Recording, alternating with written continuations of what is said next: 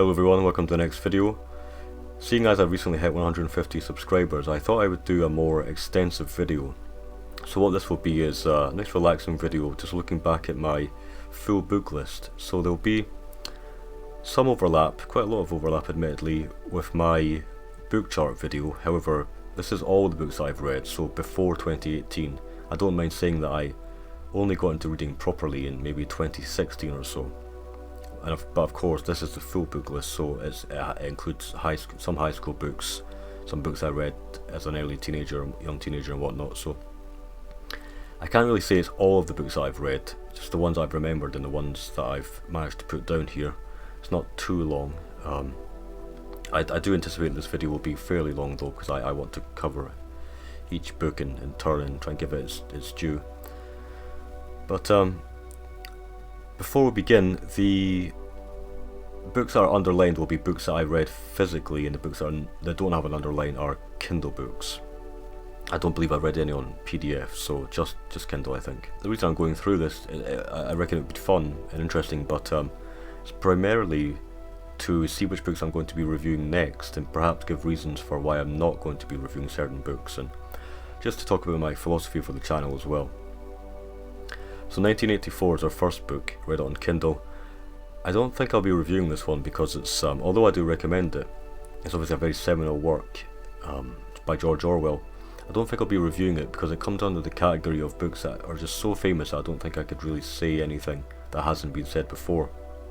And also, it's just it's an unfortunate fact that I reckon if I had read this before starting the channel, or after starting the channel, I most definitely would have reviewed it. It's just, again, coming back to these books and refamiliarising myself with some of them. Most of my reviews are retrospective reviews. A Buzz in the Meadow by Dave Gilson. This is a I guess you could call it an ecological memoir. Dave Gilson is a prominent ecologist. He essentially spends time in a French cabin, farming and studying butterflies, I think it is. I remember enjoying it at the time, and I'm not sure I'll be reviewing this one. I don't think, although it is nature related and nature is one of the cornerstones of this channel, I don't think I'll be reviewing it. I don't think it's necessarily that great. I don't think it would serve as good content for the channel. I don't know why I use the word content. I hate the word content in relation to videos, but that aside, I don't think I'll be reviewing A Buzz in the Meadow, although I do recommend it if you're interested in nature and nature writing. Aesop's Fables. I remember finding this somewhat repetitive, and that's probably a consequence of reading the work from start to finish, back to back. But I think there's a lot to be said about anthropomorphism and humans' relationship with non-human animals. But obviously I'm very much interested in mythic perceptions of wildlife and fables and myths and folklore, etc, etc. So it's one to go back to, I think, just to perhaps refamiliarise myself with some of the tales and cover some of them in a little video. A Guide to the Good Life by William Irving. I probably won't be reviewing this one because, for the simple fact that I've already reviewed Marcus Aurelius' Meditations. This is essentially a condensation, if that's the correct word, a condensing, a summary, a modern interpretation of the principles of Stoicism. I do find that I enjoy books like that almost more than the primary sources, because you get a sense of how the knowledge base has progressed over time. I actually read A Guide to the Good Life before reading Marcus Aurelius' Meditations. I can definitely appreciate now the fact that, for example, he takes away, William Irving that is, takes away things like the Great Conflagration and the cosmological aspects of Stoicism that aren't really relevant to today's life, modern existence. Alan Lee, Lord of the Rings sketchbook. Alan Lee is one of my favourite artists, or is my favourite artist, and he's also one of my favourite people. I will definitely be looking back at Lord of the Rings sketchbook. It's essentially a large collection of his sketches as he was working on the Lord of the Rings films. Again, I have quite a few art books on this list, and I think it really just will depend on my mood and whether or not I want to go back and look at some of these, just contemplate the artworks and talk about thoughts about art and whatnot. But yeah, I definitely will be going back to look at that one. So a little history of literature and a little history of philosophy. I'm a fan of these summaries and overviews of weighty topics.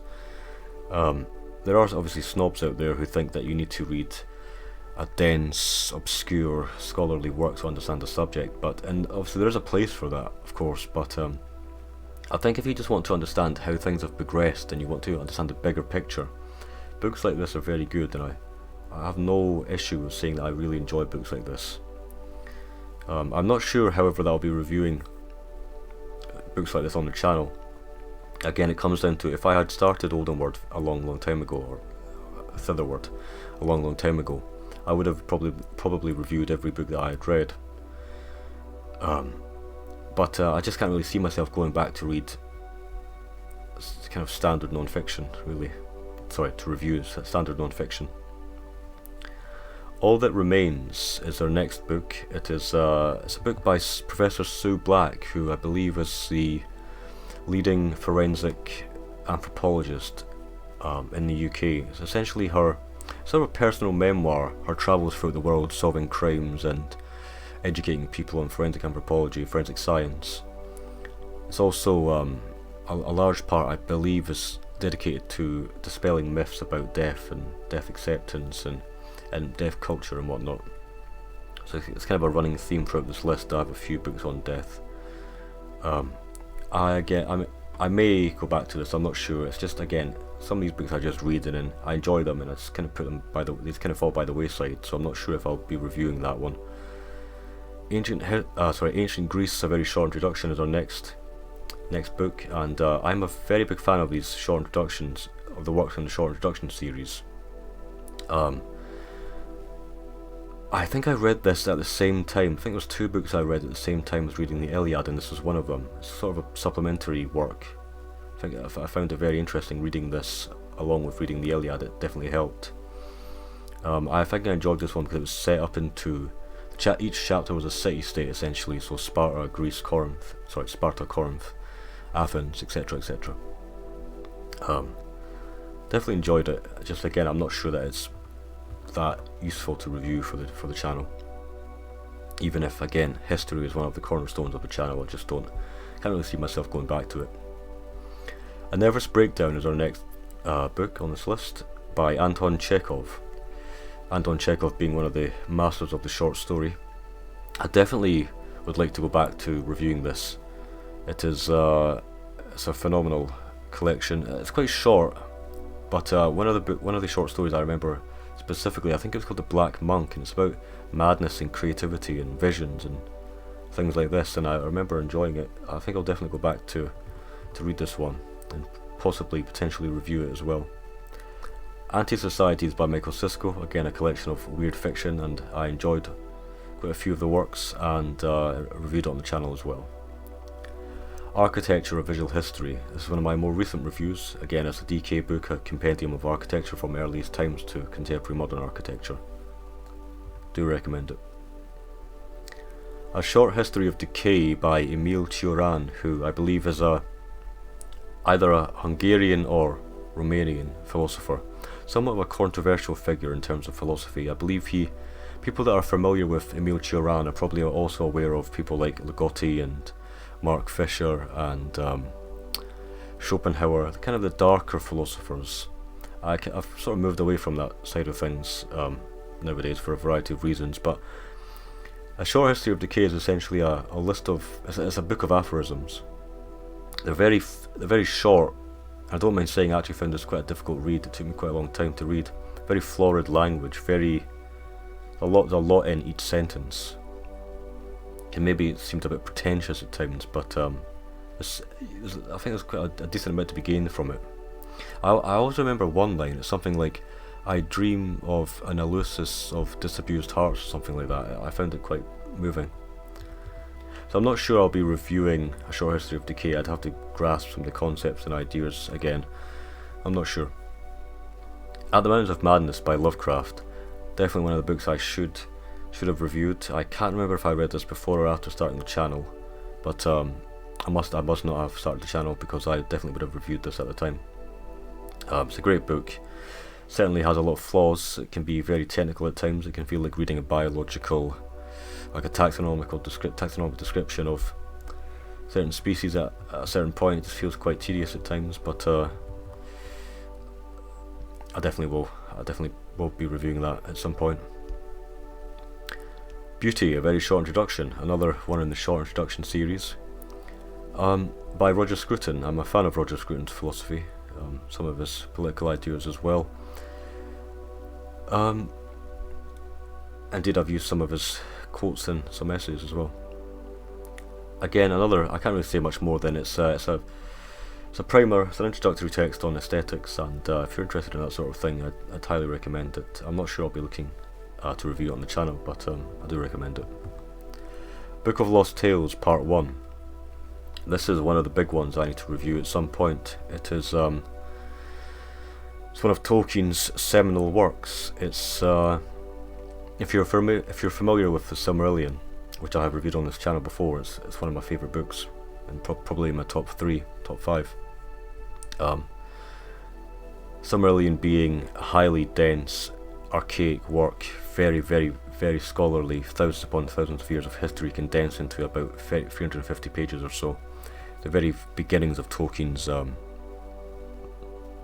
legendarium. Thousands of years of history before the Lord of the Rings trilogy began. The Book of Lost Tales is even further in time than that, even earlier.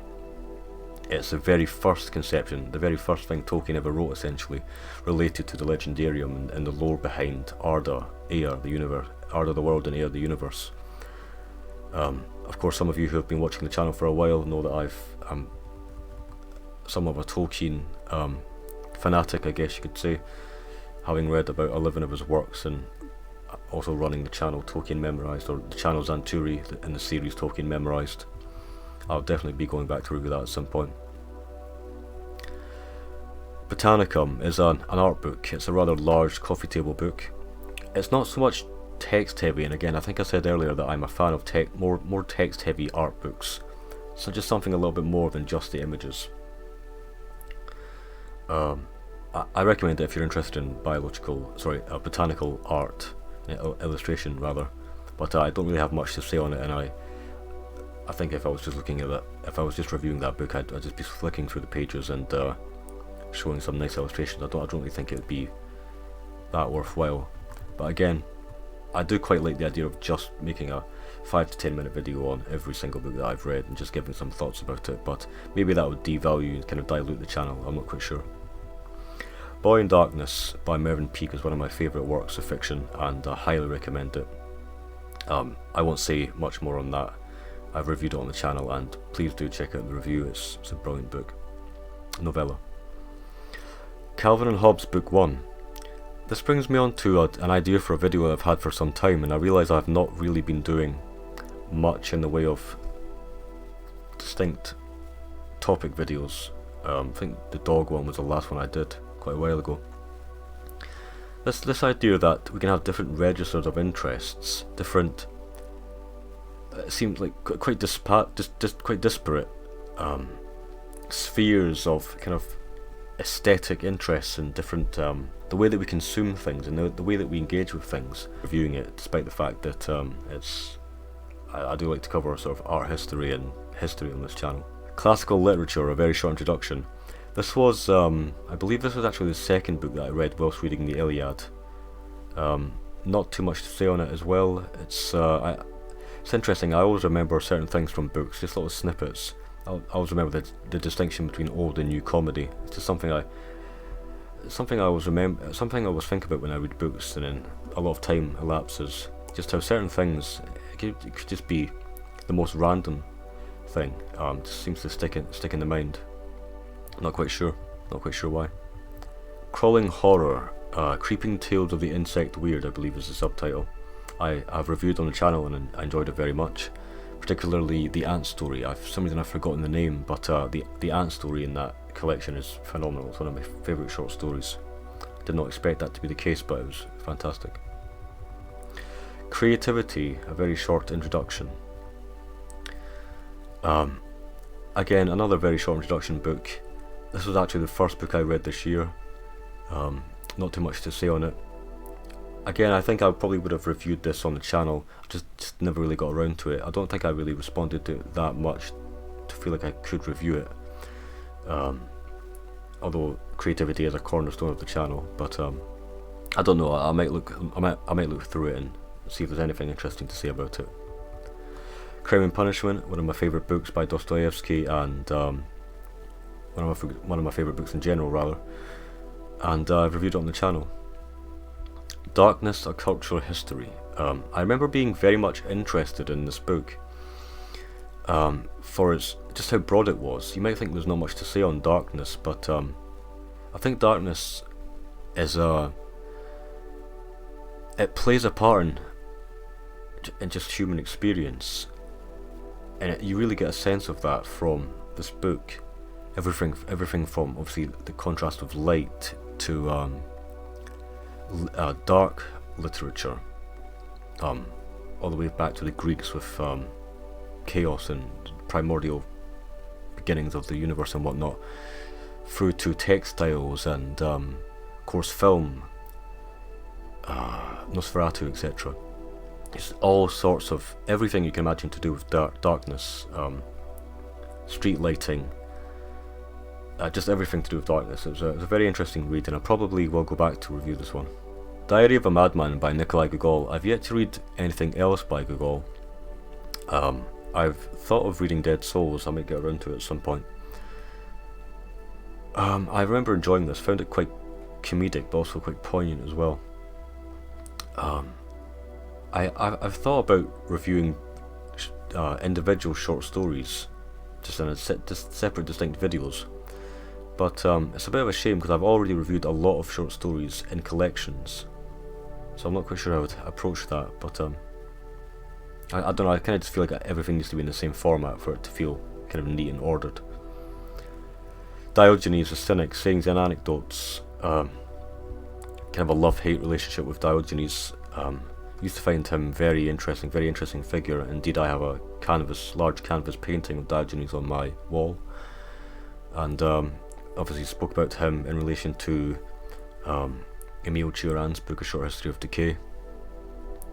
I probably will go back to look at this at some point. I kind of fell out with Diogenes and his ideas, his philosophy, if you can call it that, but I probably will go back to look at it at some point.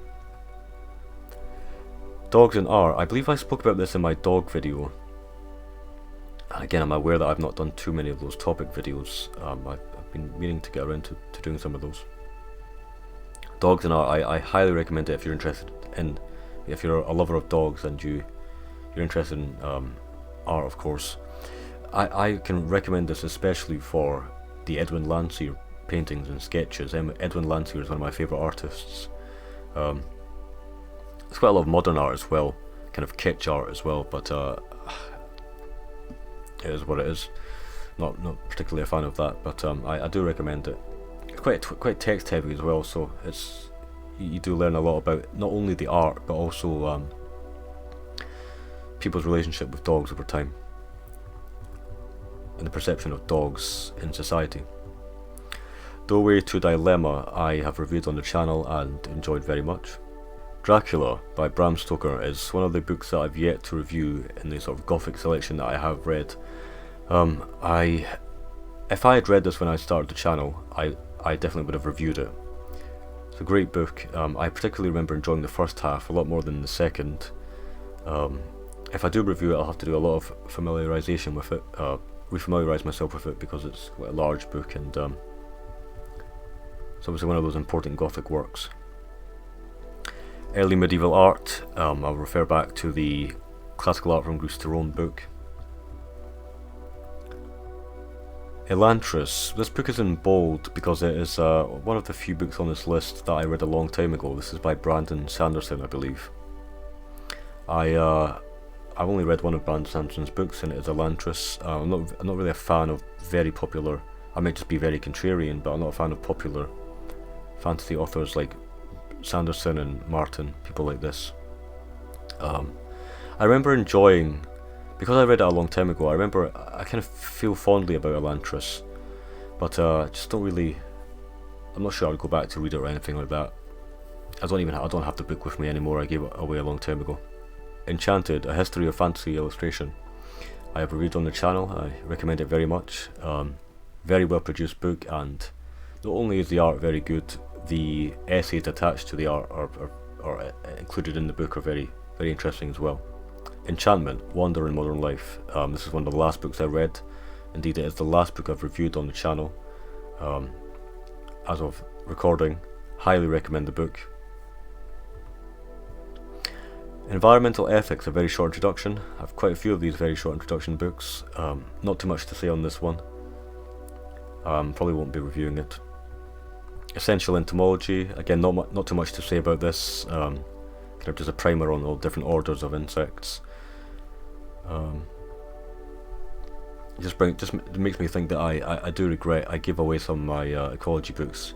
I don't know why, but I had and still somewhat have this idea that I need to finish books to completion in order to keep them on my shelf. So I kind of gave away a lot of books.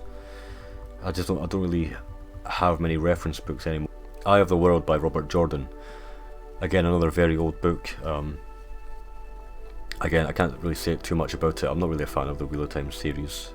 I know that it's quite iconic and there's obviously that TV show and whatnot, but I just not really a fan of Wheel of Time. Exhalation by Ted Chiang. I have reviewed on the channel and I enjoyed some of the stories very much. Highly recommend the book. It's a collection of science fiction short stories. Fahrenheit 451. This is a book that I remember enjoying quite a bit, but I don't know, maybe I was influenced by certain perceptions of the book over time. I've heard that it's an entry-level book, a kind of surface-level book that's maybe a little bit sentimental and a bit simplified. I don't know, I found it quite interesting. It's obviously a very famous book, it's read in high school, it's very, very iconic work. I don't think I'll be going back to it for that reason. I'm not sure what I could really say that hasn't been said before. Fairies by Alan Lee and Brian Froud, another art book. I enjoyed this book, however, mostly for the Alan Lee illustrations. Brian Froud's illustrations in this book, they all seem to be very, very similar. Most of them are just variations on a kind of a pixie fairy-like character, kind of a diminutive character. They all look very similar, unfortunately. Alan Lee's, so I can't really sing Alan Lee's praises enough, really. So it's a good book, I highly recommend it, and depending on the mood, I probably will look back at this at some point. Flowers for Algernon. I have to admit, I don't get that emotional with fiction for some reason, despite the fact that I'm fairly emotional. I'm quite easily affected by various media, especially music and film. Flowers for Algernon is one of the only books that I really was genuinely emotionally affected, and especially the end. If you're familiar with the book, I've heard it's obviously a very entry-level, kind of surface-level book. I've heard that, at least. I heard that opinion, and I've heard that it's quite sentimental and it's kind of maybe almost saccharine in a way. But I think it's a very well-told story, very moving. Don't really have to say much about Frankenstein. One of my favourite works of fiction, and indeed I have the frontispiece on my wall, framed on my wall, and the first page of the book framed on my desk as well. Of course, reviewed on the channel, and can't really recommend it highly enough. From Here to Eternity is Caitlin Doty's second book. I've read 3 of her works. She's essentially a mortician. She now runs she's ran a YouTube channel for the past maybe close to a decade, I think. And I highly recommend the book. This one, although I did enjoy it, I think I would recommend more her first book, from Smoke Gets in Your Eyes and Other Lessons from the Crematory. From Here to Eternity is more of a, whereas the first book is more of a personal memoir. From Here to Eternity is more of it's sort of like a travelogue, if that's the right word. It's kind of a survey of different cultural practices, death-related cultural practices throughout the world. I might go back to look at this and review it, I'm not quite sure. I don't know if it's particularly pertinent to the channel, but I will see how it goes. Gormenghast by Mervyn Peake. Gormenghast is, if not my favourite book, and here I guess I'm referring to the sequel to Titus Grown, the second book in the trilogy. If not my favourite book, my second favourite book. I can't really sing its praises enough. Of course, I've mentioned multiple times, I've mentioned Gormenghast, the trilogy, multiple times on the channel, and Sepulcrave is my alias on Twitter. So I can't recommend it highly enough. Great maps. This book is it's somewhat of an art book. It's more of a compendium of maps throughout the ages. Very well produced, huge coffee table book. I might look back at this and review it. It's what I found interesting and quite pleasing is just how cartography developed over time. This goes back all the way from the Roman road systems maps, or even earlier, to the Mappa Mundi of the medieval period, through to the maps of the Age of Discovery, through to GIS, Geographical Information Systems, and things like this. It's an interesting book, very well produced. Grotesquerie by Richard Gavin, short story collection, weird short story collection. I enjoyed some of them, and I've reviewed on the channel. Heart of Darkness by Joseph Conrad. Perhaps blasphemous to say, but I just did not enjoy this book at all.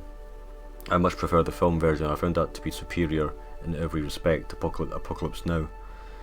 I'm not sure why I really didn't get along with it. I think the film version was just so much better that it kind of coloured my perception of it. I'm not sure. I probably won't be going back to review Heart of Darkness. Of the books are in the category of narratology and the craft of writing, literary theory and whatnot. I think How Fiction Works is one of the more seminal ones. It's quite well known. I can't remember too much about it, unfortunately. For that reason, I probably won't be looking back at it and reviewing it. And doing this book list, I'm aware just how many books I've read that I haven't reviewed. How Much Land Does a Man Need? I have reviewed. Indeed, I paired it with Master and Man, also by Tolstoy. I highly recommend these two very short works. Very Russian, very bleak, very poignant. Hunger by Knut Hamsun I have also reviewed on the channel, and I do recommend. It's a book about a starving writer. It's one of the very first conceptions of the starving artist character. Conceptions, if I said perceptions, I meant conceptions there. A wandering artist who tries to write to get paid in Christiania, which I believe is now Oslo, I think. The Iliad of Homer, one of my favourite works. Unfortunately I read this on Kindle. It just doesn't feel right to have read it on Kindle. I should have read it in Oxford World Classics or Penguin or something like that, or a nice cloth bound cover edition. Can't really say much more than that. It's the Iliad. It's a phenomenal work of art, and I've indeed reviewed it on the channel. Imagination and Creativity is actually the book that I'm reading currently. I just thought I'd put it in here, to include it in here, because I sometimes forget to include certain books. I may or may not be reviewing that. In Praise of Shadows by Shinichiro Tanizaki, I think. This is a very interesting book. It's about the dichotomy between East and West, darkness and light. I found this very interesting. It's a very short book, but very poetically written. It's about how the West is all about order and harmony and light, classical Greek ideas, etc., etc., the Greco-Roman ideal, contrasted with the more Eastern, specifically Japanese, ideas of wabi-sabi and decay and degradation and shadow specifically. Very good book. I might actually go back to reread it and review it because it's very pertinent to my interests. In the Land of Time and Other Fantasy Tales by Donzanius, one of my favourite short story collections of all time, and I highly recommend it. Jekyll and Hyde is another gothic work that I've yet to look back and review. I enjoyed it, although I felt like there's a lot left to be desired. I'm not sure. I might reread it. John Clare collection. Unfortunately, my poetry reading is primarily kind of tangential. It's a lot through various other books. I haven't really read too much distinct collections of poetry. It's mostly through various texts, there's excerpts and whatnot. John Clare, I remember finding this book from a reference essentially in the show Penny Dreadful, which is one of my favourite TV shows. Essentially a show about retellings of, or interpretations of classic Gothic tales like Dracula, Frankenstein, indeed Jekyll and Hyde as well. And one of the main characters is Frankenstein's creature, who goes by the name John Clare in certain episodes. And he indeed recites some of John Clare's poetry, specifically the poem I Am, which is profoundly moving, especially in the scene where John Clare, Frankenstein's creature, recites it.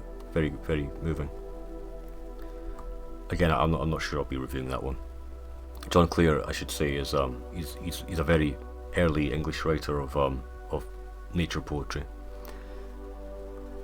J.R.R. Tolkien, Author of the Century by Thomas Shippey, a very reputed Tolkien scholar. I may go back to read this again and review it, I'm not quite sure. This filled a lot of my knowledge gaps actually related to Tolkien's life. I think this might have been the 10th Tolkien book that I read, or the 11th, I'm not quite sure. I think Book of Lost Tales might have been the 11th. Either way, I do recommend this book if you want to know more about Tolkien's life and his conception of the Legendarium. Of course, it's written by Shippey, so you know it's good. Last Days by Brian Evenson. It's an interesting thing. I don't think I would read this nowadays. Although I find the idea of the story about a cult that amputates themselves for vaguely, I think, religious reasons, if I remember correctly, I don't think I would read this nowadays. It's a bit acerbic. It's a bit. Although I say that like I read it a long time ago. I read it possibly last year. I don't know. There's certain books that I read that I just I'm not quite sure why I read them. I think there's an example down below somewhere as well. Last Days, it's a kind of a violent work. Somewhat weird, capital W weird, but I'm not sure I can recommend it. I've reviewed it on the channel. Lavondis by Robert Holdstock.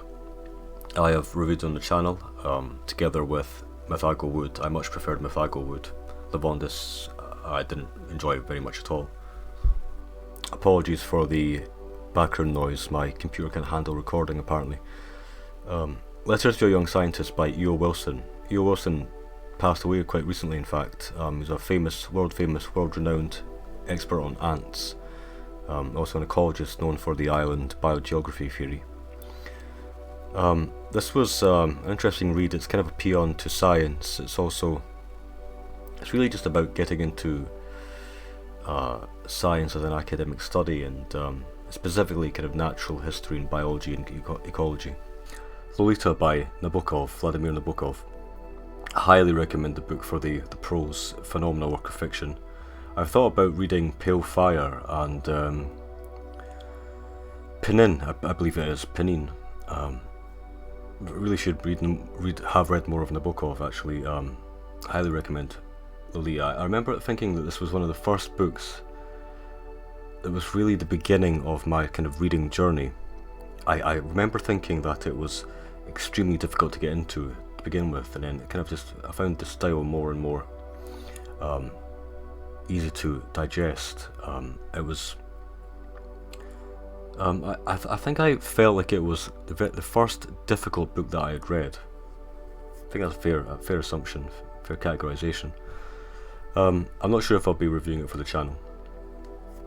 So we come to the Lord of the Rings trilogy. Of course, the Lord of the Rings is you might be wondering why I've not reviewed it yet, but for the very simple reason that it's such a big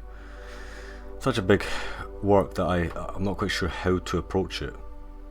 I'm not sure that I could really say much more that I haven't already said in relation to things like the Silmarillion and Unfinished Tales and things like this.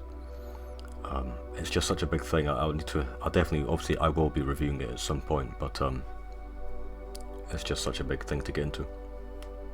Lost Knowledge of the Imagination by Gary Lachman. Found this book very interesting. It's kind of changed my perception of imagination, creativity, different ways of knowing, seeing, Goethe, Owen Barfield, etc., etc. I highly recommend the book. Blood in the Mist by Hope Merlees. This is one of the books that I've been thinking of reviewing for quite some time. In fact, I think I read this, and I had planned to review it pretty much immediately after. However, I have not got around to it. Unfortunately, it's quite faded from memory as well. It's a very early work of the fantastic. It was written in the 1920s, I think. Almost in the peak of modernism, actually. Kind of a blend of modernistic devices and techniques and ideas with older traditional aesthetics, I think. I definitely will be going back to look at this at some point. It's also particularly interesting because it pertains to my interest in thresholds and the mundane contrasted with the fantastic and borderlands, etc., etc. Malpertuis by Jean Ray, I think.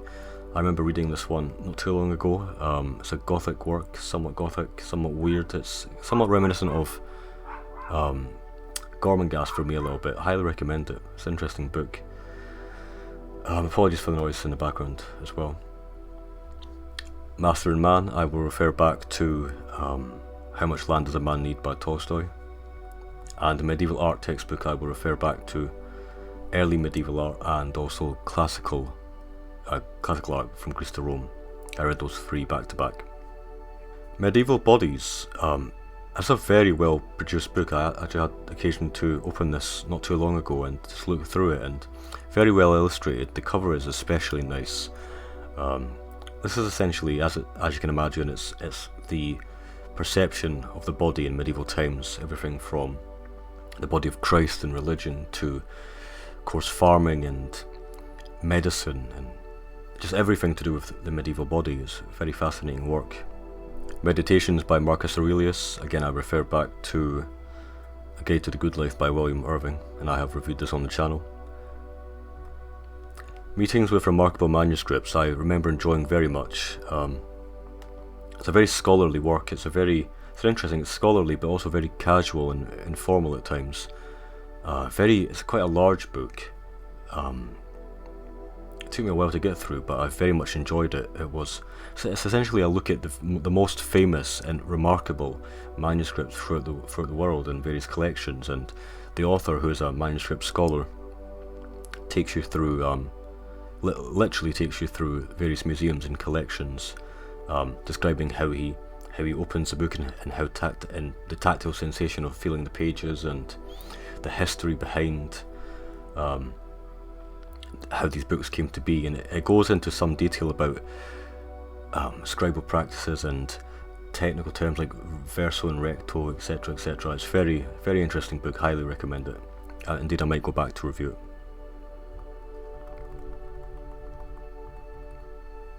Metamorphosis by Kafka. I probably should review this at some point, possibly for the simple fact that it includes a beetle, or at least in some editions the protagonist is turned into a beetle. This is a seminal work of the weird, of the fantastic. It's a very famous work, and sort of falls into that category of not really knowing what to say that hasn't been said already, but it's obviously a very important work. Mythagoral Wood by Robert Holdstock. I refer back to Le Bondis for that one. Very good book. It's one of my favourites. Myth and Magic is an art book by John Howe. I guess I can also refer back to Alan Lee's art book. I believe Myth and Magic is one of John Howe's earlier art books. I think it's an early 2000s art book. Mythology, Timeless Tales of Gods and Heroes. This is a seminal work it's one of the very first serious compendiums of Greco-Roman mythology. There is in fact a small section at the very end detailing Norse mythology, but it's primarily to do with Greco-Roman mythology. It includes everything from the main tales to just, I believe at the very end, it's just a collection of short,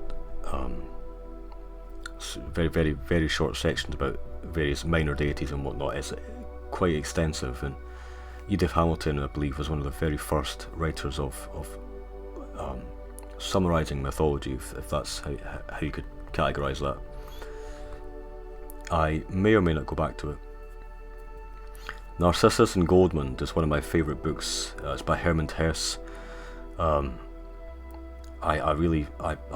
This book has stuck with me for a variety of reasons, and I highly recommend it. I'm not even going to talk about it aside to say that it's about religion, it's about art, it's about love. It's a fantastic work, and of course I've reviewed it on the channel, so I refer you to that. Natural History, a selection. I probably should have been a bit more specific with this book list. This is by Pliny, I think. The title's a little bit vague there, but it's by Pliny. This is a book that I've been thinking of reviewing for some time. I read this back to back, so kind of cover to cover. It's fascinating to see one man's work sort of condensed. This compendium is it's essentially the very first version of Wikipedia, really. That's how you could describe it, I think.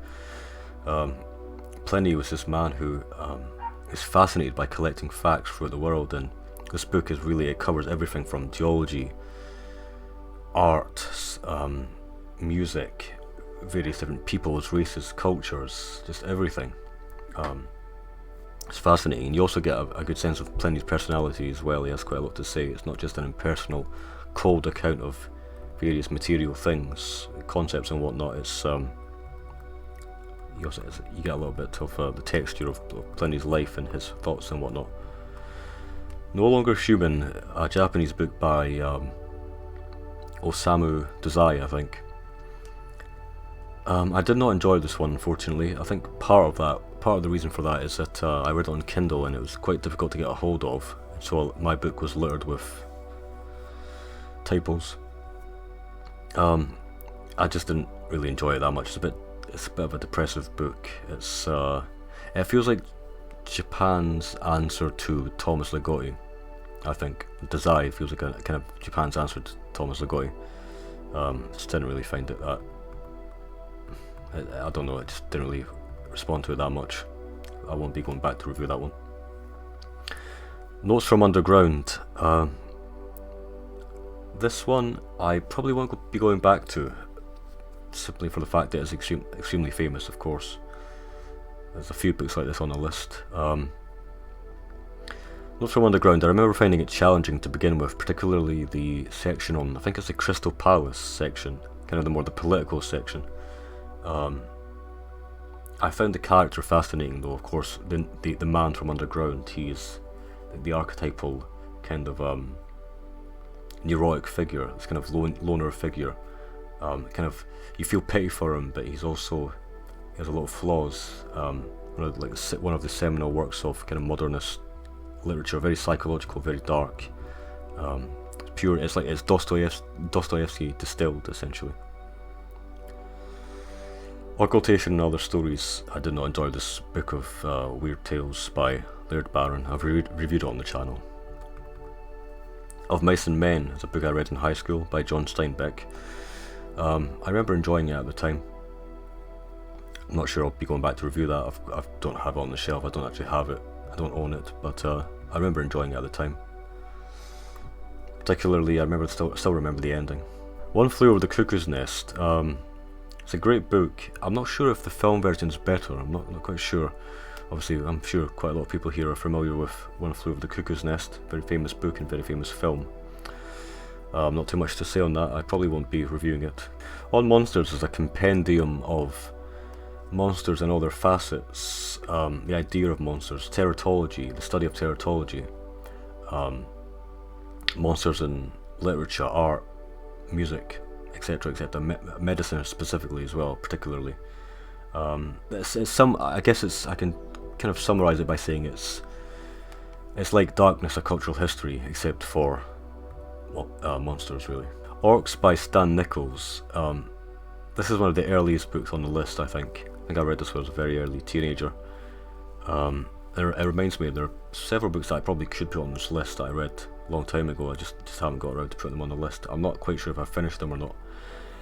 Orcs is a kind of it's your standard young adult fantasy about a warband of orcs that go around raiding and pillaging and whatnot. It's kind of standard fare, really. Again, I have fond memories of it. I don't really want to be too disparaging about it. It's I still remember some of the names and some of the the settings and scenes and whatnot. Pan by Knut Hamsun. I did not enjoy this one as much as I did Hunger, but this one is much more somber and religious. Nature is definitely a theme in it as well, as you can tell by the name Pan. I might go back to look at this, I'm not quite sure. I remember there's a particular part where the protagonist hails a beetle on the road, and he kind of hails nature, and there might actually even be a pantheist idea in that book. I'm not sure, I'll have to go back and look at it. Piranesi is one of my favourite books, and I've reviewed it on the channel, and indeed Ryan, my twin, has also read it as well and reviewed it. George MacDonald's Phantastes. I didn't enjoy it as much as I thought I would. It's about a man called Anodos, meaning the pathless in Greek. It very much pertains to my interest again of entering into fairy, into elfland, into the enchanted. I just didn't really respond to it as much as I thought I would. I might have to go back and really see if I missed something from it. George MacDonald is one of my favourite writers, especially his collection of fairy tales, things like The Golden Key and the history of Photogen and Nycteris and things like this. Again, apologies for the noise. I believe my laptop has started to make some noise again. Quiet is a book by Susan Cain. It's about introversion, about the perception of extroversion being the norm and the desired state of being. I enjoyed the book, I found it interesting. It's very pertinent. I'm not sure I'll review it, however. Ray Mears, My Outdoor Life. My edition of Ray Mears is signed by Ray Mears. Met him in Edinburgh.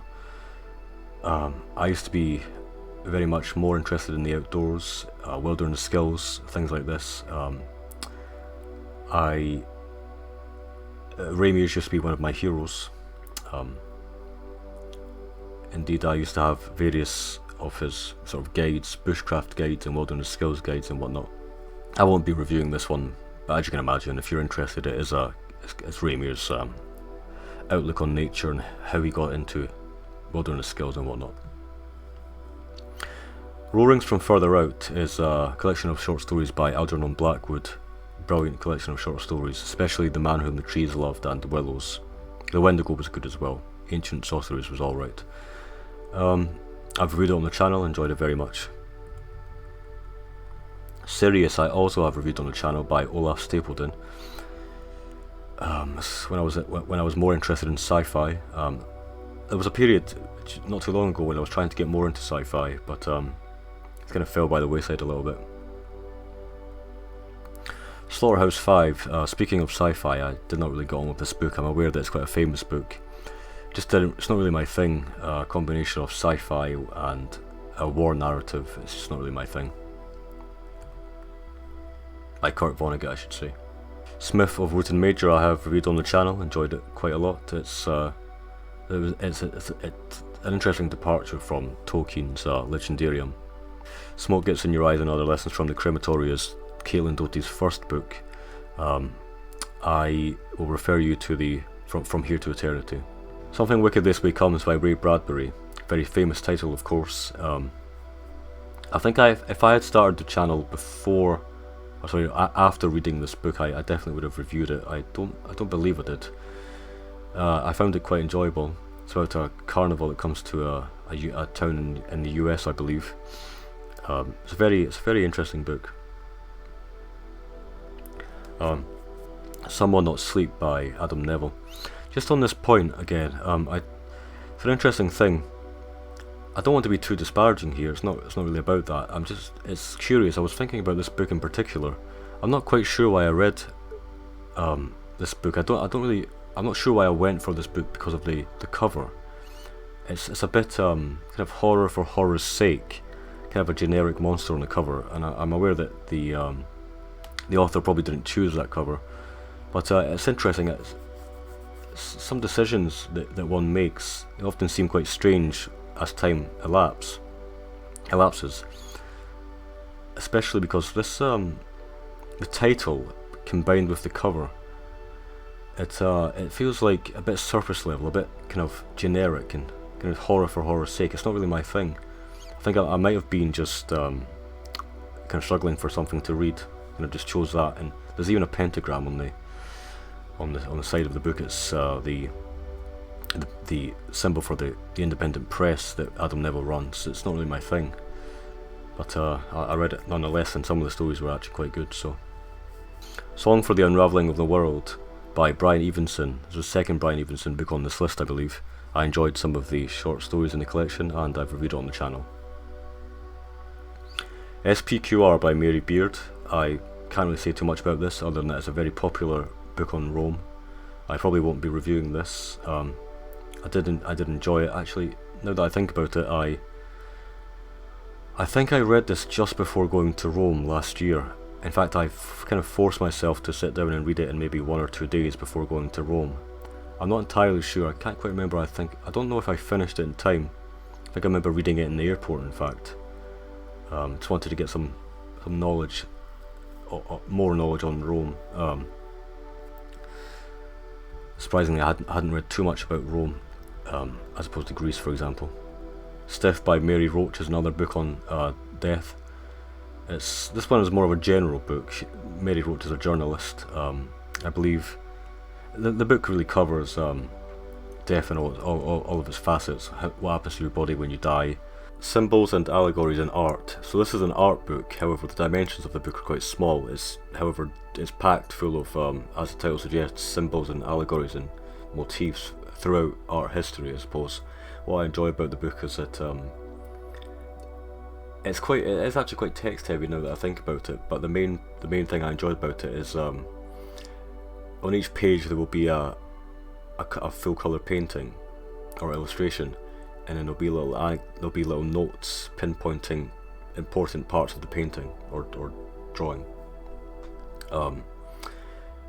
It just has everything from for example time, so that could be Van Gogh's melting clocks to depictions of Saturn, the god Saturn. It could have things like ascension, so that might be Jacob's ladder, depictions of Jacob's ladder. Weather, that might be Boreas, a depiction of Boreas. Anything really. It's packed full of art and symbols and allegories in art, really. I might look at this on the channel, in fact. Tales of Norse Mythology. I very much remember reading this book, very much enjoyed it. Very nice edition as well. The book has gilded pages. The edge of the pages are all gilded, and I remember reading it beside a lamp and flicking through the pages, and it was very nice to read for that reason. It's called Tales of Norse Mythology, but more generally, it's actually a book of Germanic mythology, not just Scandinavia. It's way more broader than that. Very interesting. I particularly remember the story of the Branstock. Teatro Grotesco by Thomas Ligotti. Didn't really get on with this book. Thomas Ligotti is I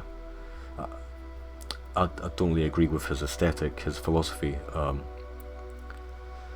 have a friend I've mentioned a couple of times on the channel who is doing a thesis on Ligotti, but it's not really my thing anymore, really. I've reviewed this book on the channel, however. The best short stories of Edgar Allan Poe. I really should have reviewed this. I think I read this before starting the channel, and quite a while ago now. I specifically remember The Fall of the House of Usher, The Golden Bug, I believe it is, very good short story, surprisingly so, and The Pit and the Pendulum. Edgar Allan Poe's short stories are really quite impressive. I may or may not go back to review it. The Black Spider by Jeremias Gottelf, I believe. I've reviewed it on the channel and enjoyed it very much. A medieval tale combining some elements of weird fiction. Proto-weird, I guess you could call it.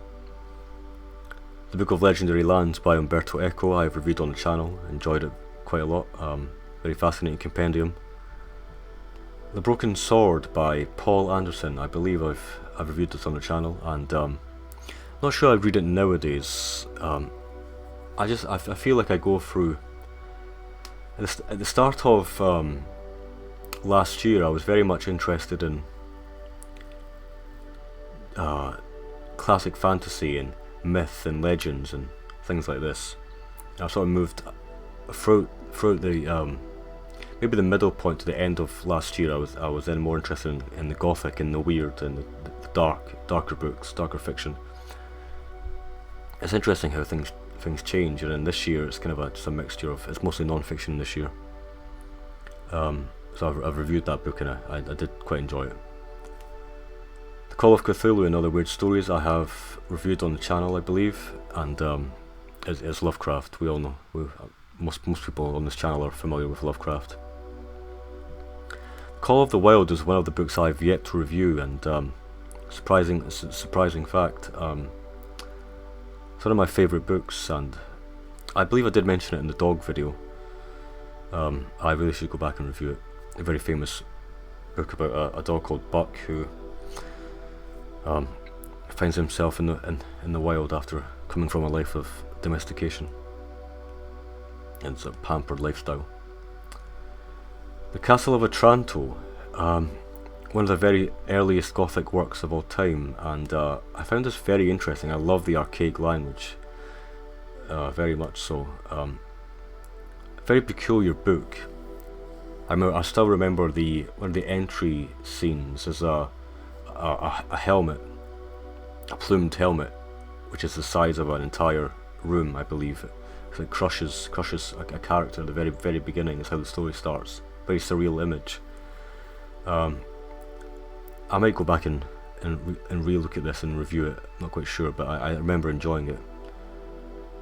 Again, it does feel weird though it does feel strange, however, that I read this on Kindle, such an old book.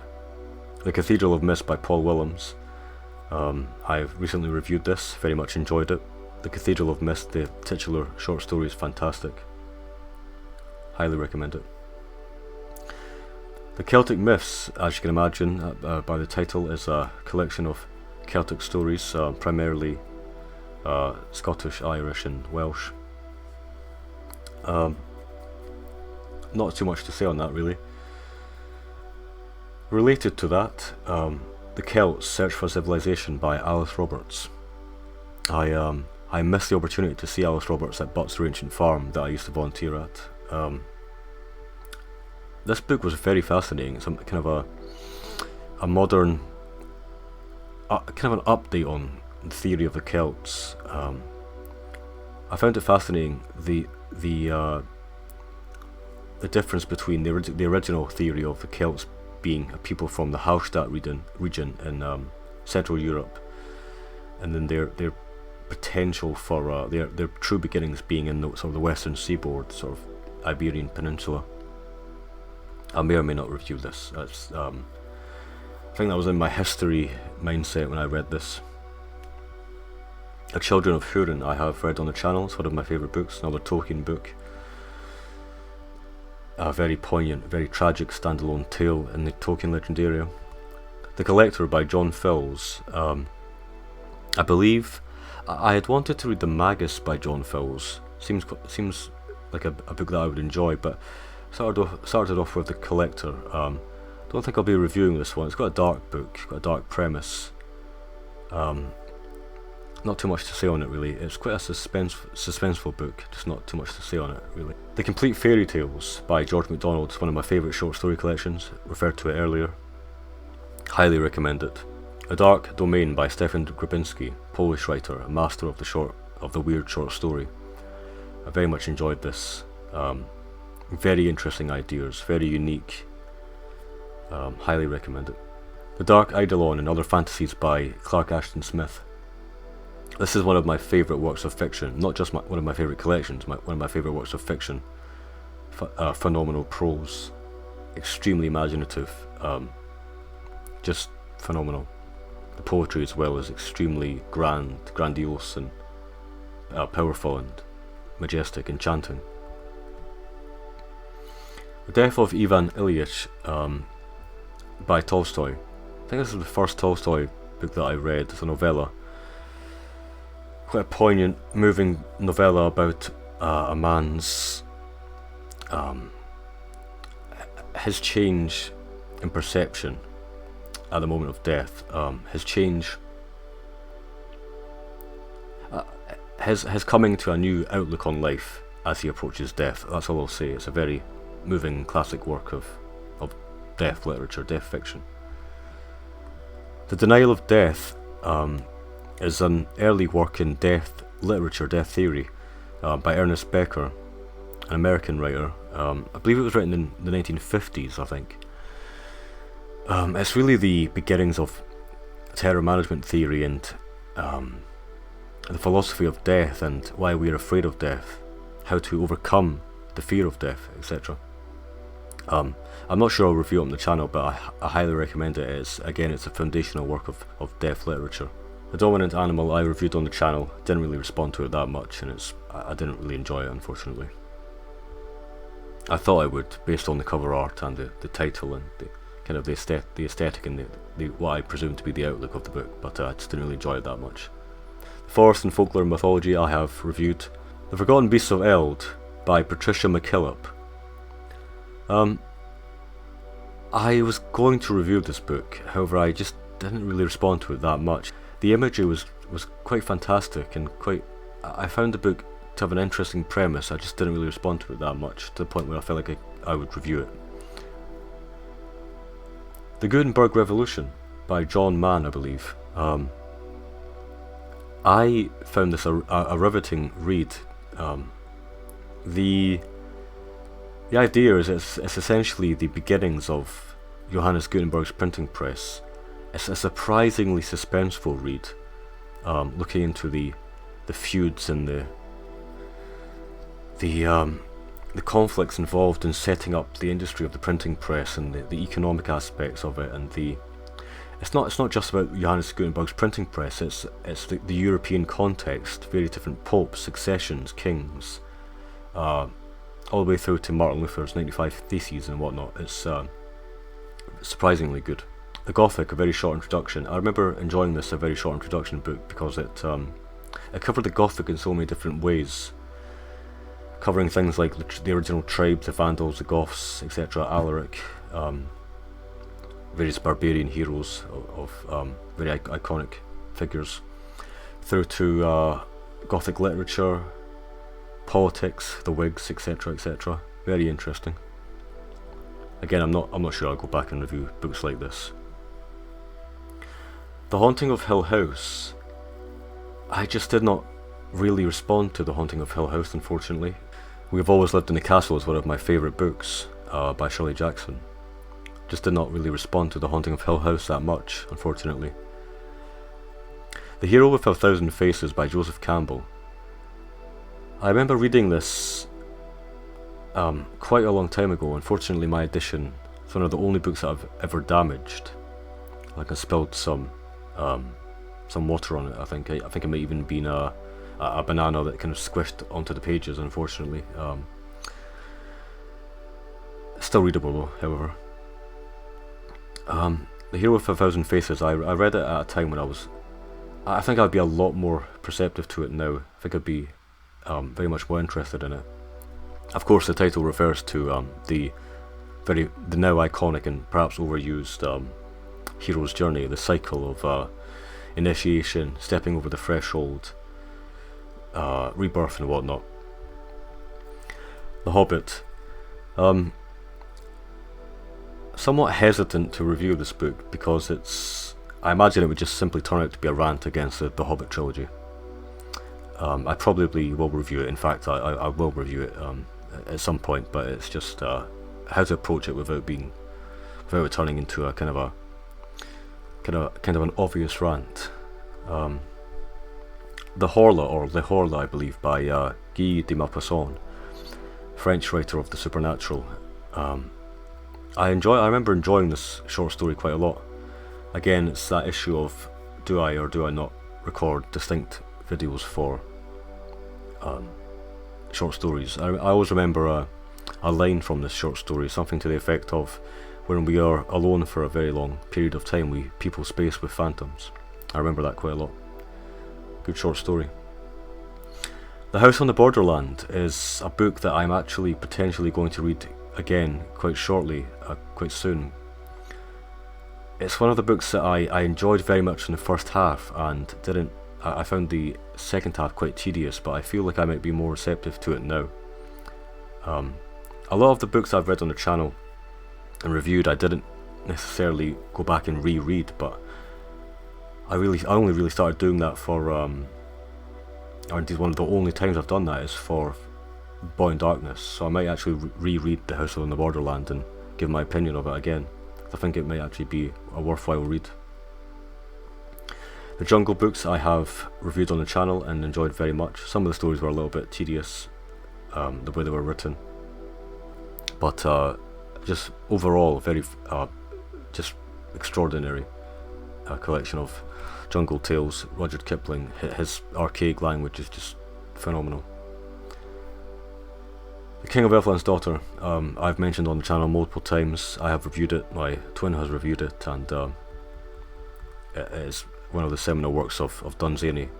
It's early fantasy, it's the beginnings of fantasy essentially. The Lottery and Other Stories by Shirley Jackson. I think this is my third Shirley Jackson book. I remember enjoying some of these stories, but overall the the themes and the settings were a bit too domestic for me. It's not really my thing. It's not my world essentially. I just didn't enjoy it that much, although I very much appreciated the writing. The Mabinogion. I regret not reviewing this book. I had a lot to say on it at the time. This is a collection of Welsh tales from the early medieval period, 1300s or earlier. There's a lot in here, a lot to say about this book. I can really compare it to the Silmarillion, except from the perspective of Welsh mythology. I guess the mythology of the British Isles, essentially. It goes back to the Iron Age, but it's also the Arthurian tales, the very beginnings of the Arthurian tales. I probably will go back to review this. It's just I remember having some issues with it, especially to do with the quite stilted prose at certain points. The Makers of Scotland. I remember this book was one of the only ones that I picked up again. It took me a while to finish. Although there's a decent amount of synthesis and quite a lot of summary, and it gives you the broader picture, it sort of falls into the pit of dwelling too much on. It's almost that sort of taxonomic viewpoint where it's just a list of names and dates, and it's kind of quite tedious to read at certain points. But overall, I enjoyed it. It's really the beginnings of the Scottish nation from the Neolithic, I believe. I think it's that early to obviously through to the Iron Age. Various Celtic tribes, the Scots, the Picts, battles with the Saxons, all the way up to the 1000s with the foundation of the Kingdom of Alba, etc., etc. It's an interesting read. It certainly broadened my picture of how Scotland came to be. The Man Who Mistook His Wife for a Hat is it's a classic case study book. It's I guess you could categorise it as neurology, psychiatry, psychology. I believe it's maybe about 8 to 12 case studies of very unique characters who suffer from various perceptual problems and things like this. The titular one being a man who, as the title suggests, thought that his wife was literally his hat, and so he grabbed out to reach for the hat, and it was his wife's hair. It's an interesting book. The Man Who Planted Trees. I've reviewed this on the channel, and it is it's one of my favourite books, one of my favourite films. I originally watched the short film, The Man Who Planted Trees. Just a phenomenal film. I think I've seen the film version possibly 7-8 times, but I do recommend obviously the short story as well. The Ocean at the End of the Lane by Neil Gaiman, I have reviewed on the channel. It was an okay book. I didn't respond to it that much. My first Neil Gaiman book, in fact. I've been thinking about reading Coraline for the simple fact that it deals with thresholds and doorways, and it seems like something that I would enjoy. I've watched the film of Coraline. Been thinking about reading the book for quite a long time. The Old Man and the Sea, I definitely intended to review this around the time that I read The Man Who Planted Trees. I'd never really been a fan of Hemingway. Then I read The Old Man and the Sea and I realised why people enjoyed his work. It's a very, very solitary, very poignant and moving tale about a man who goes out to catch a particular fish. I'm blanking on the name of the fish, but there's a lot in there. It's a very simple tale. Of course, Hemingway is known for his simplified language. It feels like it has much more to say than it's actually said. It feels like a fable. It's very poignant. I may or may not go back to review this one. The Other Side by Alfred Cuban. It's a great book, very surreal. It feels like Bosch at times. Fascinating book. I feel like it fell down a little bit by the end, a little bit incoherent, but very dark and surreal work, very interesting. The Outsider by Albert Camus, or more typically known as The Stranger. I believe The Outsider is a UK title.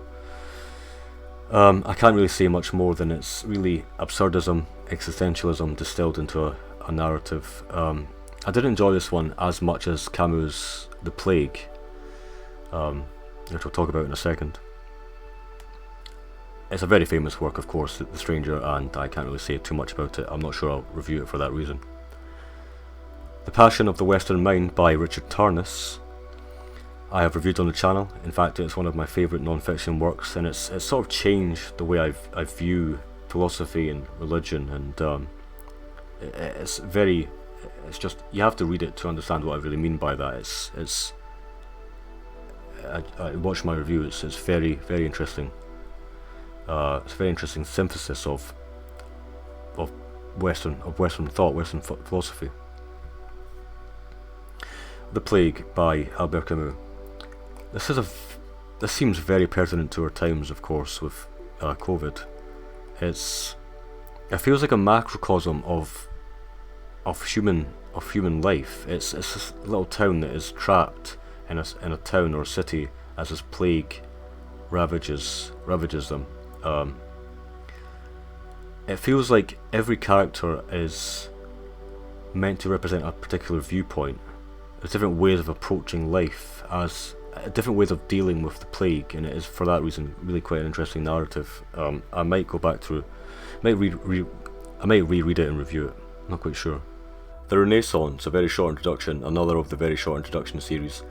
Can't quite remember, but I believe I read this maybe before or after, or possibly together in tandem with SPQR, preparation for a trip to Rome. Not much to say on this really. I just enjoy the very short introduction series. I think they're worthwhile to read.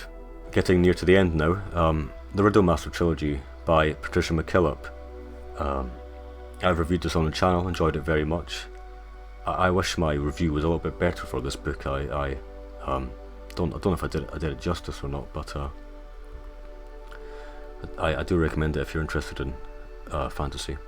It's much more lyrical. It's very the prose is extremely lyrical, and I'm not sure it's so much about the plot as it is about the prose, the poetic nature of the book. The Secret of Ventriloquism by John Paget. It's a collection of weird short stories, very much in the vein of Ligotti. Again, I'm not quite sure I would respond to it much nowadays, but it's an interesting read. I've reviewed it on the channel. The Selfish Gene by Richard Dawkins, very famous work, of course, of popular science. Richard Dawkins being the founder and the main proponent of natural selection, the gene selection, the gene level of natural selection, kin selection. It's very important work. Not too much to say on it really. Don't think I'll be reviewing that one. The Shortest History of Europe. This is a book that I referred to at the very start of this video, I believe, or near to the start. This book is just a great work of non-fiction. It's not your standard. I don't believe it's your standard history book. It's I mean, people might scoff, but it really is. It's a great summary of European history it utilises so many schematics and diagrams, and you really feel like you can get your head around, you can really grasp different concepts and different events that happen throughout European history. It's just a great way of, it's so much better than listing dates and names and not really coming up with any new knowledge. It's the synthesis involved, it's pure synthesis, this book. The Silmarillion. I will refer you to the Book of Lost Tales, and The Hobbit and the Lord of the Rings trilogy as well. It's one of my favourite books, and I can't really say enough about it. It's one of the crowning achievements for me of fantasy. The Sublime, I believe this is part of the New Critical Idiom series. It's actually the second last book that I read. In fact, it was the last book I read as of recording this video. I'd always been familiar with the idea of the sublime and the beautiful, for various books, and it was interesting for that reason to actually read a book fully on the sublime. Interesting seeing the development from Longinus's sublime oratory all the way through to Kant and Burke, or Burke and Kant rather, in chronological order, through to postmodern sublime, Lyotard and Derrida, etc. It's my first time reading those particular authors. I have some issues with postmodern thought, but it was an interesting read. I'm not sure. I have to admit, I don't believe I could really distill some of these ideas. I didn't quite grasp the concepts involved, especially at the end. So I'm not sure I can do the book justice. The Swords by Robert Aikman. I did not really get on with the Aikman collection Cold Hand in Mine. I thought I would. It's a British writer of the weird, very cerebral. I just didn't really get along with it, so I only read the Swords, so I decided to put the Swords down on this list here. The Tunnel by Ernesto Sabato, an Argentinian writer, I think. This feels very much like it's in the vein of Hamsun, Dostoevsky, people like that. It's a book about unrequited love. It's a book about art, madness, etc., etc. It's a very, very interesting work. I may or may not go back to review it. Not quite sure. The Wildwood by Charles de Lint. This is my first and, as of now, only work by Charles de Lint. Despite the fact that it's set in a cabin in the woods and the woman protagonist is an artist, and there are various woodland entities, I just did not really respond to this book as much as I thought I would, and for that reason I'm not sure I'd go back to review it. I might reread it at some point, I'm not quite sure. The Wisdom of Trees is, as you can imagine, it's essentially a compendium of folklore related to trees. It's primarily, I believe it's, unlike the forest and folklore mythology, as discussed earlier, it's more of it's based on individual species. So there'll be chapters on oak, alder, ash, birch, etc. Primarily, I enjoyed it for the illustrations. Very nice sketches of all different parts of trees, the leaves, fruits, etc. The Wood Beyond the World. I unfortunately did not enjoy this book at all. I found it, I was actually rather frustrated by the book. There's not many books that do that, unfortunately. I thought that this would be, just based on the title, based on the fact that it's by William Morris, one of the earliest fantasists. I tend to really get along with older writers, but I just did not enjoy this book at all, really. The plot was kind of very thin, and the character was non-existent, essentially. I just did not enjoy it too much. I think the best part of the book is that my edition was a facsimile of the original, so you open the book and it looks 100% like a manuscript. It looks it is very, very beautiful to look at. The Woman in the Dunes by Kobo Abe. another Japanese writer. I was thinking of reviewing this after I read it. I just never really got around to it. I believe I enjoyed it from the beginning, but I think the end kind of just fell flat. It's about an entomologist who goes on an expedition across some sand dunes to find a beetle, I believe it's a beetle. Essentially falls into a pit, spends some time with a strange woman in the dunes. He's actually kept there by the village. So it's not the woman who traps him, it's the village, and he's forced to continually dig the hole. It has elements of absurdism to me, I think. It's quite a depressing book. It's very, very atmospheric. I might go back and reread it, I'm not quite sure. The World of Warcraft Diary. I have thought about reviewing this for some time. It's actually one of my favourite books. It's quite atypical, it's quite a unique book for this list and for the types of books that I review on this channel. It's essentially a diary about the development of the MMORPG, the video game World of Warcraft. And some of you may be aware that World of Warcraft was one of my first loves. I grew up with the game, and to this day it's still a huge part of my life, even though I don't play it. It's kind of foundational for me, and it's a rather in-depth look at the development of that game. The worm at the core.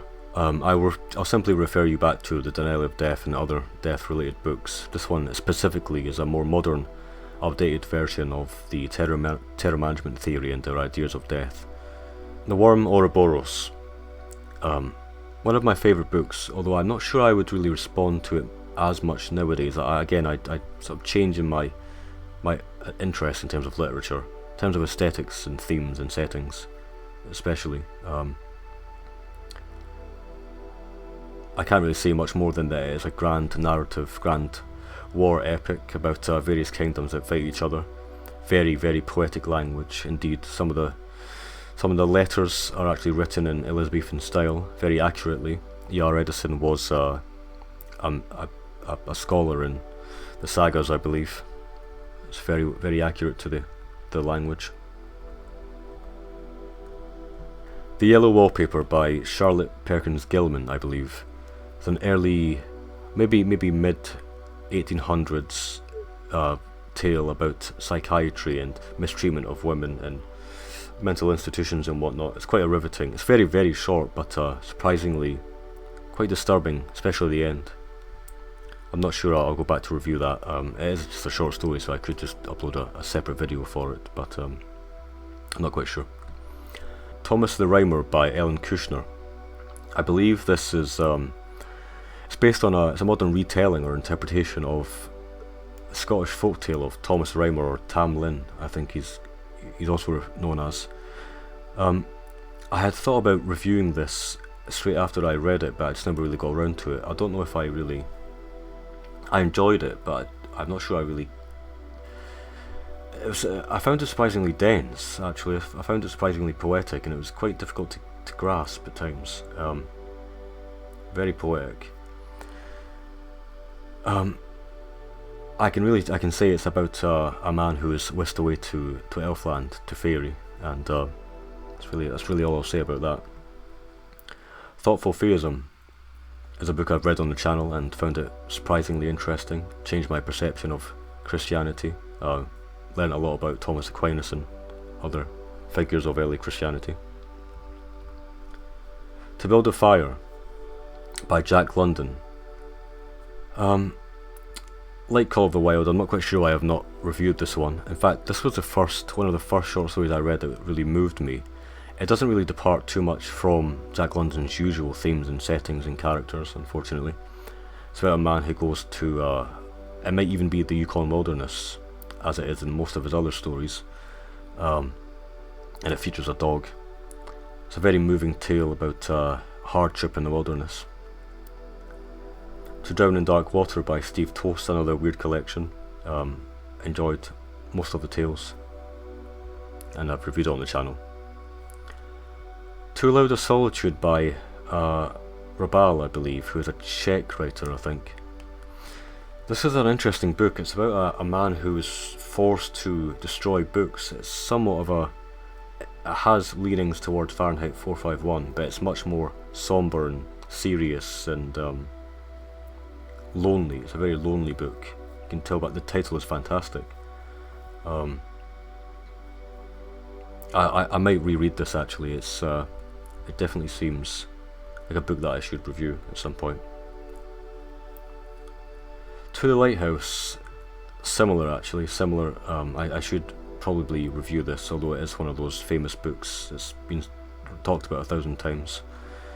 I particularly enjoy the second section, where time just passes and we'll get this very impersonal viewpoint of the house as it decays. Fantastic. Tree and Leaf by Tolkien.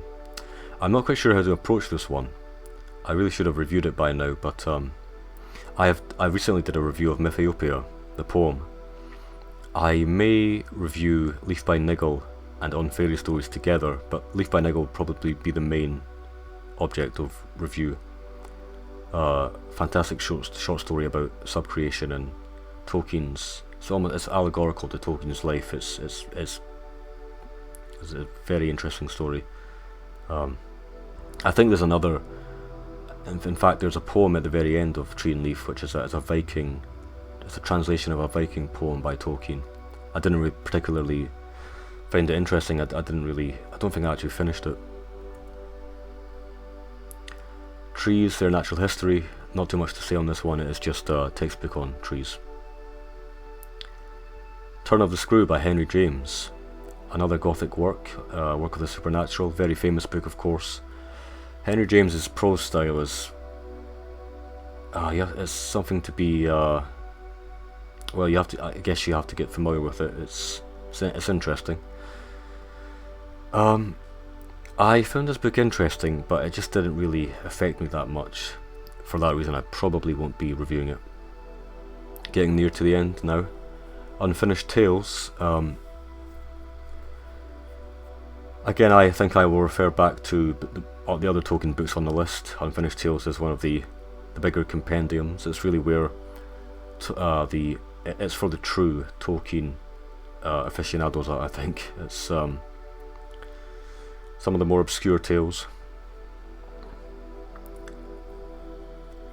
Unfollow by Megan Phelps Roper. This is actually a rather riveting and quite a moving read. It's about Megan's escape from the Westboro Baptist Church. I don't really read many biographies and books like this, but I probably should, because I enjoyed this book very much and I would highly recommend it. I probably won't go back to review this. No, it doesn't really feel like it would suit the channel. Unweaving the Rainbow by Richard Dawkins. I'll refer back to The Selfish Gene. Vericonium Nights by John M. Harrison. I really wanted to get into the Vericonium books, but I just couldn't. It really wasn't my thing. Although there's a lot of references online in various places to connections with Mervyn Peake, that is. And it seems like parts of the Vericonium stories I would enjoy, but having read the very first short story in the collection, Vericonium Nights, just didn't connect with me that much. I don't think it was particularly a good idea for the publishers, the editors, to have Vericonium Nights be the first work in that collection that I read. I think it was Fantasy Masterworks. Wabi Sabi, the Japanese Art of Impermanence. I'll refer back to In Praise of Shadows by Junichiro Tanizaki. We Have Always Lived in the Castle, I have reviewed on the channel, and one of my favourite works of fiction. I'll refer back to The Haunting of Hill House and The Lottery and other stories. Whatever Happened to Tradition by Tim Stanley. This is a book of, really I guess it's a paean to conservatism, in a good sense. It's all about the importance of tradition in architecture and art and culture, and why we shouldn't throw out what works. I thought about reviewing this, but I thought it also might be a bit contentious, so I was a bit hesitant. White Fang, I will refer back to Jack London's Call of the Wild. White Nights, this is Dostoevsky in miniature. It feels very much, in fact, I said that Notes from Underground was Dostoevsky distilled. White Nights is more so, I think. It doesn't quite have the neurotic anxiety that Notes from Underground does, but White Nights is even shorter than Notes from Underground, so it's objectively, literally more distilled than Notes from Underground. Why People Need Plants is just a book on the interaction of humans and plants. Textbook. Will My Cat Eat My Eyeballs? Rather comical title, somewhat comical. Playful, rather. Book, the Caitlin Doughty's third book, and I would simply refer you back to the other Caitlin Doughty books. I can't actually remember the true subject of this book. I didn't really respond to this one, unfortunately.